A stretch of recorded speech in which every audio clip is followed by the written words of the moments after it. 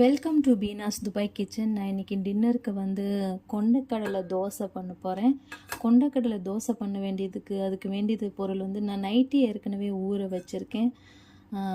நைட்டே ஊற வச்சு நான் ஃப்ரிட்ஜில் எடுத்து வச்சுட்டேன்.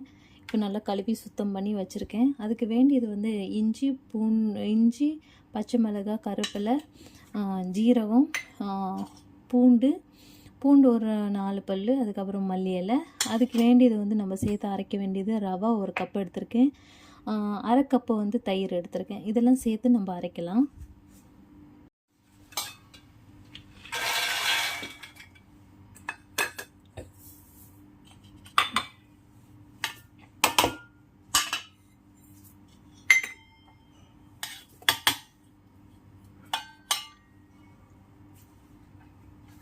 அதே கப்பில் தான் நம்ம தண்ணி ஊற்ற போகிறோம். 1 கப்பு அளவுக்கு தண்ணி.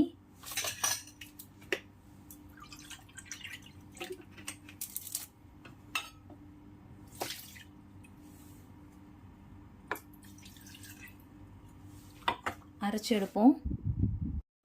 அதுக்கு தண்ணி பத்தலைங்க, நம்ம தண்ணி ஊற்றலாம். கொண்டக்கடலைக்கு தண்ணி பத்தலை. நான் அரைச்சிட்டேன், நல்லா அரைச்சிட்டேன், நைஸாக அரைச்சிட்டேன். பாருங்கள், நம்ம தோலோடு அரைக்கிறதுனால அது கொஞ்சம் கலராக தான் இருக்கும். 1 ஸ்பூன் சால்ட்டு போட்டுடலாம். இந்த திக்னஸ் இருந்தாலே போதுங்க. லேசாக வேணால் தண்ணி ஊற்றிக்கலாம் இதில்.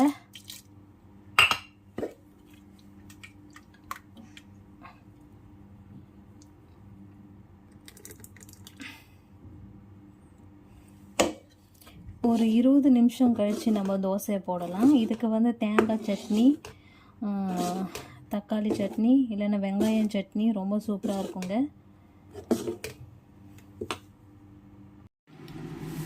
தோசை போடலாங்க.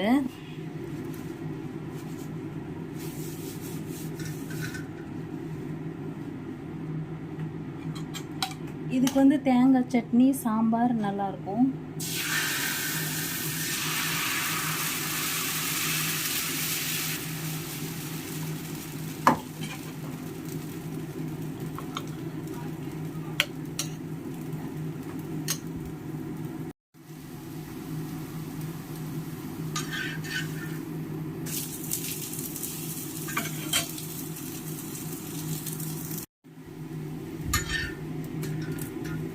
சூப்பரான தோசை ரெடியாக இருக்குங்க.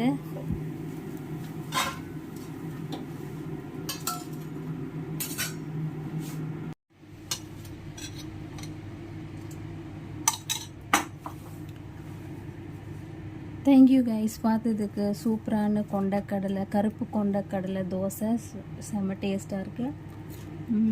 முழு கூட இருக்குது. ரொம்ப டேஸ்ட்டாக இருக்குங்க. நீங்களும் ட்ரை பண்ணி பாருங்கள். தேங்க்யூ. சப்ஸ்கிரைப் பண்ணுங்கள், லைக் பண்ணுங்கள், ஷேர் பண்ணுங்கள். Thank you so much. பாய்.